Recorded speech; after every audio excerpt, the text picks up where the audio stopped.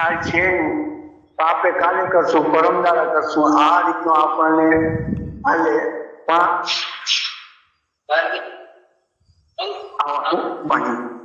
આપણને કે આપણે રાત્રે સુતા સવારમાં ખુલશે નહીં ખુલે તો એ આપણને ખ્યાલ નથી. વાત સાચી કરી સ્વામીજીએ કે પરીક્ષિત ને ખ્યાલ હતો કે મારે 8 દિવસ પછી મારે 7મે દિવસે તો મૃત્યુ છે, બરોબર.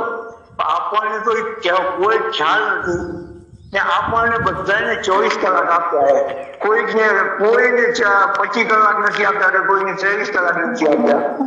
પણ 24 કલાકની અંદર આપણને આપણા અંદર જાગવું ને એ આપણે નજર રોજના માટે સત્સંગથી આપણે સમજાવતા આજે આપણે સમજવામાં લેવી પડે. કારણ કે આપણા કલાક કેટલા છે, મિનિટ એટલી છે, સેકન્ડ એટલી છે, કયા સેકન્ડે આપણું પ્રાણ કહેશે એ આપણને ખ્યાલ નથી. તો એના માટે સદગુરુએ સમજાવેલા જ્ઞાનથી આપણને આપણા સ્વરૂપનું ભાન કરવું હોય કે હું કોણ છું, મારું સ્વરૂપ એટલે કે હું આ 5 ફૂટનો કે 5.5 ફૂટનો આ દેહ માની બેઠો હોય એ મારું અસલ સ્વરૂપ નથી. તો મારું સ્વરૂપ શું હોય તો હું આ વિશ્વમાં સર્વ વ્યાપક છું. બધા એના ઘટની અંદર રમી રહ્યો હોય, એકનો એક આત્મા પરમાત્મા છે, પણ બધા એની સમજાવવાની પદ્ધતિ અલગ અલગ છે, પણ મૂળ એની મંજિલ એકની એક હોય. કોઈકને કેવી રીતે સમજાવતા હોય, કોઈ કેવી રીતે સમજાવતા, પણ મૂળ લક્ષ્ય તો આપણું ક્યાં હોવું જોઈએ કે પોતે જ સ્વયં છે એ લક્ષ્ય પ્રાપ્ત કરવાનું છે. જેને જે રીતે પકડાય કે કોઈકને કઈ રીતે પકડાય, કોઈકે કીધું એના ઉપરથી એને આત્મજ્ઞાન થાય, કોઈકે બીજો રસ્તો બતાવે એના અંદર. જેને આત્મજ્ઞાન મેળવવું હોય, સ્વયંને જાણવું હોય, એના માટે એક જ્ઞાન માર્ગ હોય. કે જ્ઞાન એટલે શું કે સમજણ. કે ગુરુજી આ રોજ સત્સંગમાં આપણે સમજણ દે રહ્યા કે તમારું અસલ સ્વરૂપ આપણે આ પ્રાપ્ત કરવું હોય, આ પ્રાપ્ત કરવું હોય, પણ આપણનું લક્ષ્ય ન હોય એટલે આપણને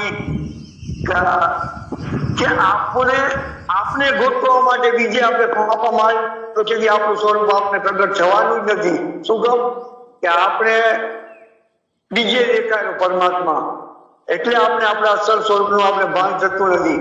પણ જ્યાં જે મહાપુરુષો થઈ ગયા ને એને સ્વયંની જાતા કરી, સ્વયંમાં એને એકાગ્રતા કરી કે સ્વયંમાં એ લીન બન્યા કે મારું અસલ સ્વરૂપ શું હોય, એટલે એમને જાગૃતતા આવી. તો સ્વામીજી આપણે જોઈએ રોજ સત્સંગમાં સમજાવે એમનું એક લક્ષ્ય કે મેરે અપને સિવાય કુછ નહીં. હવે આપણા સિવાય બીજું કાંઈ ન હોય ને આપણે બીજે ભગવાનને ગોતવા જઈએ તો આપણને મળે. આપણે આપણા સિવાય પરમાત્માને બીજે ગોતી તો આપણને કોઈ દિવસ મળવાનો નથી. કારણ કે આપણું સ્વરૂપ જ આપણને લક્ષ્ય પ્રાપ્ત કરાવશે. કારણ કે લક્ષ્ય એટલે સ્વામીજી આપણે એક જ રસ્તો બતાવી દીધો કે તમે જ છો, છતાંય આપણને આપણું ભાન થતું નથી. શું કામ કે આપણું એ લક્ષ્ય નથી. હમણાં જેમ આપણું લક્ષ્ય કેમ નથી થતું કે હમણાં સ્વામીજી આપણે બધાને એમ કહી દીધું રસ્તા આપી દો કે સ્વામીજી હમણાં કીધું કે બધાને મ્યુટ કરી નાખો કે નકા બધાને ડિસ્ટર્બ થાય એમ.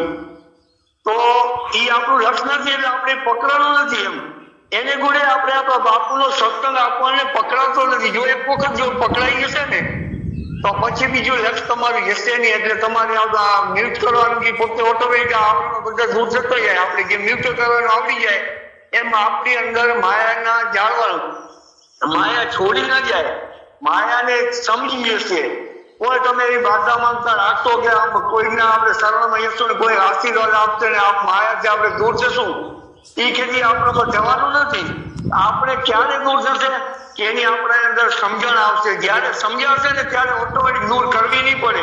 જેમ સૂર્યનારાયણ ઉગે અંધારાને જવું જ પડે, અંધારું રહે નહીં. એમ ના થાય કે હવે સૂર્ય ઉગેલા અંધારાને ઉલેચવું પડશે, એ ખેતી બનતું જ નથી. સૂર્યનારાયણ જેમ અંધારું નથી જોયું, અંધારે પ્રકાશ નથી જોયો, એવી રીતે આપણે આપણા સ્વરૂપને જોયું નથી. એટલે ગુરુ મહારાજ આપણે રોજ એ ટકોર કરે કે તમે તમારામાં જાગો, તમારામાં જાગો. એટલે એક દિવસ આપણું સ્વરૂપ આપણે પકડાઈ જશે. પણ એ સમજાશે ત્યારે જ્ઞાન માર્ગ છે, સમજવાનું આવે, એનો કોઈ આકાર નથી. જો આપણને આકાર હોય ને તો ગુરુ મહારાજ કહે કે આવો તમારો આકાર છે, આવું તમને મળશે. એ કાલ્પનિક હોય, કાલ્પનિક રહે કેટલી વાર? કોઈ બી વસ્તુ કલ્પિત, આપણો દેહ જ નથી રહેનારો. દેહ આપણો આ કલ્પના કે 70 વર્ષનો રહેશે કે 50 વર્ષનો રહેશે, એની કોઈ આપણી કલ્પના કે કેટલા સમયનો એ આપણને ખ્યાલ નથી. આપણો દેહ કેટલો સમય રહેશે, પણ એની અંદર દેહને ચલાવવા વાળો છે ને એ હું પોતે જ પરમાત્મા સચ્ચિદાનંદ સ્વરૂપ હું પોતે જ છું. કે આવું જયારે આપણે આ દ્રઢતાથી સમજાઈ જશે ને ત્યારે આપણે એમ થાય કે આ રોજનો જ્ઞાન સભાનો સત્સંગ આપણને ઉતરી ગયો આપણી અંદર. જતા કોઈ બી જ્ઞાન બોલો આજ સંતની જેની જ્યાં જિજ્ઞાસા હોય ત્યાં, પણ પ્રાપ્ત તો આપણને આ ને આ કરવું હોય કે આપણે આપણો પોતાના સ્વરૂપનું જ લક્ષ્ય પ્રાપ્ત કરવું હોય. જ્યાં સુધી પોતાનું સ્વરૂપ નહીં સમજાય ત્યાં સુધી આપણને આ ભટકાર મટવાનો નથી. ભટકાર કીધું હોય એટલે ભટકાર શું, બીજું ભટકાર નથી કે ભટકારમાં આવી રીતે અથડાયા રાખશું જગતની અંદર કે રસ્તો એક જ હોવું જોઈએ કે ઘોડે સવારી કરવી હોય તો એક જ ઘોડા ઉપર સવારી થાય, બે ઘોડા ઉપર સવારી થાય નહીં. તો માયા એ છોડવાની કોઈ આપણે જરૂરત નથી. માયા આપોઆપ તૂટી જશે, જ્ઞાન આવશે તો અજ્ઞાન રહે જ નહીં આપણામાં. એવી રીતે આ બધા સંતોએ આટલા દ્રષ્ટાંતો, આટલા સિદ્ધાંતો આ જીવ છે ને જીવ માટે આ બધા કર્યા કે જીવ માટે તું શિવ તો હતો જ પહેલા, તું જીવ બની ગયો એટલે જીવને સમજાવવા માટે આ દ્રષ્ટાંતો આપ્યા કે આ દ્રષ્ટાંતોમાં જે વળી પાછો કદાચ શિવ સ્વરૂપમાં બળી જાય એના માટે આ દ્રષ્ટાંતો આપ્યા. એવા ઘણા બધા દ્રષ્ટાંતો છે. આપણે એમ થાય કે આપણું આ શિવ સ્વરૂપ હતું, અત્યારે જીવ સ્વરૂપમાં આપણે જીવી રહ્યા તો આપણે આ જીવમાંથી પાછું શિવ સ્વરૂપમાં જવું હોય એટલે શિવ એટલે વ્યાપકપણામાં. પછી આપણે કહી દઈએ એ આપણને જ્ઞાન સમજાય ને ત્યારે આપણે એમ કહી જઈએ, ત્યારે કહી શકીએ આપણે કે બધામાં આગળ પાછળ ઉપર નીચે અડકે પડકે કે બધે પરમાત્માનું સ્વરૂપ છે. ત્યાં સુધી આ જ્ઞાન આપણામાં આવે નહીં ત્યાં સુધી આપણે એમ ના કહી શકીએ કે પરમાત્મા અહીંયા છે ને હું છે એવી વાત દાવા થાય. પણ જયારે આ સમજાઈ જાય કે સર્વ વ્યાપક હું છું એ આપને લક્ષ્ય પ્રાપ્ત ત્યારે થાય કે આપણે સમજાઈએ છે પોતાને કે હું પોતે જ સ્વયં હતો પણ મારી અંદર અજ્ઞાનતા હતી એટલે માયા આવી. હવે જ્ઞાન થયું એટલે માયા ઓટોમેટિક છોડી ગઈ ને મારું જ્ઞાન થઈ ગયું.